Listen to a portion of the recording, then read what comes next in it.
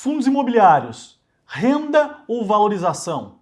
Hoje eu vou falar tudo o que você precisa saber, mas antes de começar esse vídeo, dá um like. Se você não é inscrito no canal, inscreva-se, ative as notificações e comentem. Vocês investem em fundos imobiliários? Eu vou sortear um livro, O Príncipe, e uma garrafinha do canal. Para participar, basta comentar. O resultado está na próxima terça-feira, 9h30 da noite, no meu Instagram e no da Levante, nos stories. Então aproveite para nos seguir. E vamos lá, né, pessoal? Vamos falar sobre fundos imobiliários. E eu peguei muitos pontos aqui importantes, né? A questão da renda, da valorização e dentro do movimento, né, das melhores opções de valorização, o que está acontecendo, tá? Bom, primeiro ponto para a gente analisar, e eu vou colocar esse gráfico aqui na tela para vocês, é a performance, né? O IFIX, então a gente vê em azul aqui escuro a performance do IFIX de fevereiro de 19 até então. A linha azul mais claro é o CDI, né? Então o acumulado de quem investiu, quem aplicou na Selic. E aqui eu coloquei o índice IMOB, né? Que a gente está falando aqui do índice imobiliário da Bolsa, que reúne as empresas do setor de construção e imobiliário, tá? Pessoal, e como de costume, vou deixar todos esses gráficos e tabelas, tá? No meu canal do Telegram, então aproveita, entra lá, já vai acompanhando o vídeo com todos esses dados aqui, tá bom? Qual que é o primeiro ponto aqui que a gente tem que pensar e analisar? O investidor de bolsa, quando ele compra uma empresa, ele investe numa empresa, ele está investindo numa expectativa de fluxo de caixa livre futuro, né?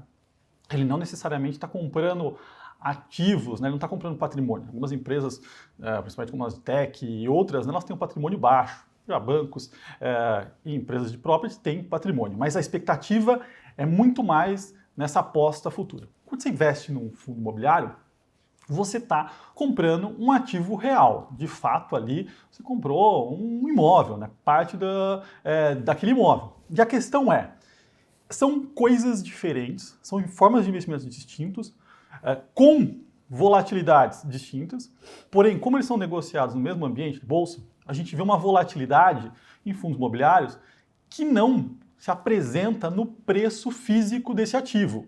Então, esse é o primeiro ponto que a gente tem que ter em mente, né, para o investidor, é que essa volatilidade que a gente vê o tempo inteiro nos fundos imobiliários, ela não é consequência do preço do ativo, e você, quando investiu em FII, você comprou um ativo real, tá? Então, essa volatilidade, para o investidor de FIIs, ela não deve trazer tanto pânico, né, ou medo. Pelo contrário, eu acho que é muito mais uma questão aqui, uma assimetria de mercado, e é importante a gente ver isso, né? Porque olha o movimento que acontece com os FIIs ali no pior momento da crise, e uma volatilidade ainda em função de outras coisas, né, de cenário internacional, fato que não acontece no imóvel físico, né? Tá, então acho que esse é o primeiro ponto aqui para a gente ter na cabeça, né? Porque cada vez mais a gente vê o número de pessoas físicas investindo em FIIs, né? Quase 1.700.000 pessoas, então é muita gente. Pessoal, e nesse contexto de fundos imobiliários, tá? Vou deixar aqui 2 relatórios da Levante, tá? Falando sobre o setor, sobre fundos específicos, então aproveite, o link está aqui embaixo. Mas o que é importante para o investidor de fundos imobiliários, tá? Então, vou mostrar uma correlação aqui, que é do IFIX versus a NTNB. Tesouro IPCA+, a 35. Essa sim é uma relação importantíssima e que o investidor tem que olhar e ter na cabeça, tá? Por quê? A gente está falando aqui de juros real, ou seja, é um ativo, né? Quando você investe num Tesouro IPCA+, você tem um principal protegido por inflação, mais uma taxa, que é o juro real. Muito parecido com um imóvel. Quando você compra um imóvel, seja no fundo imobiliário, seja diretamente no ativo fixo, né? Você tem ali a valorização dele por inflação, né? Na média, comprando corretamente, né? Sem nenhum outro problema, e um aluguel. Então, a NTNB costuma, né, a ter uma correlação forte com o IFIX, e a gente vê, né, a taxa sobe, né, a gente vê o IFIX caindo, aqui a gente vê isso aqui em PU, mas por isso que é importante, porque qualquer movimento de melhora fiscal, melhora de expectativas em Brasil, os juros longos fecham, e aí isso acaba impactando e ajudando muito o lado dos investidores de fundos imobiliários, né? Então essa relação é extremamente importante para o investidor de FIIs, para quem não costumava olhar a taxa do IPCA+, né, da NTNB, é extremamente importante para o investidor de FIIs. Bom, mas aí vamos começar a olhar para os fundos imobiliários, né, e dividir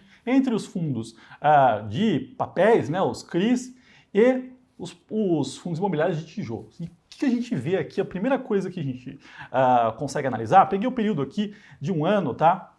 Os últimos 12 meses, nós temos uma relação um pouco diferente, né? Essa linha escura aqui, o azul mais escuro, são os ativos atrelados a papéis, né? Então não são tijolo, e o de baixo é o IFIX, que é uma composição ali, mais de 40% é composto por papel e o restante por tijolo, tá? A gente vê uma performance positiva de papel, isso a gente vem falando bastante aqui, Selic em alta e uma deterioração econômica fez o fluxo migrar na contraparte, o IFIX abaixo, né, caindo 1,7 aqui nesse período, o lado de papéis subindo 6%, e aí quando você faz a decomposição e pega só o lado de tijolo, a impacto é bem maior, né, do lado negativo. E aí quando a gente quebra, né, então eu quebrei aqui essa análise em tijolos do lado de bancos, logística, shoppings e lajes. O que está acontecendo e quais são os segmentos aqui que existem oportunidades e os outros que não, né? E eu vou começar aqui pelo bancário, né? E a gente vê aqui a relação IFIX versus, né, fundos de tijolo do lado de bancos, e aqui a gente vê a pior performance, né? Os fundos de bancos aqui caindo na média de 12,7%, é bastante, e aqui sim eu vejo um ponto de atenção, um problema de alguma forma, porque aconteceu uma mudança estrutural. Os bancos, né, que eram relevantes, né, são poucos, estão mudando, né, a forma de interagir com as pessoas, estão deixando de ser tão físico, reduzindo o número de agências e vindo mais para o digital. Não, na minha visão, não vão acabar da forma que são, né, fisicamente, mas tem uma redução estrutural, sim. Não foi apenas naquele momento um impacto de volatilidade, mas foi uma mudança estrutural. Então aqui eu chamo a atenção, eu não gosto desse posicionamento aqui em FIIs que estão em exposição a banco, tá? Aí a gente vai falar de lajes corporativas, tá? Então essa é pegando as performances, né? Então a gente viu aqui dos bancos caindo 12,7%, logo após a gente tem as lajes corporativas caindo um pouco mais de 9,5% versus o IFIX, e aqui é um ponto de atenção, né? É a segunda pior performance aqui nesses 12 meses. A gente olha para a massa, né, para o conjunto aqui, os fundos de lajes corporativas caindo 9,9%, quase 10%, né? Não é uma diferença tão grande do IFIX, está caindo 1,7%.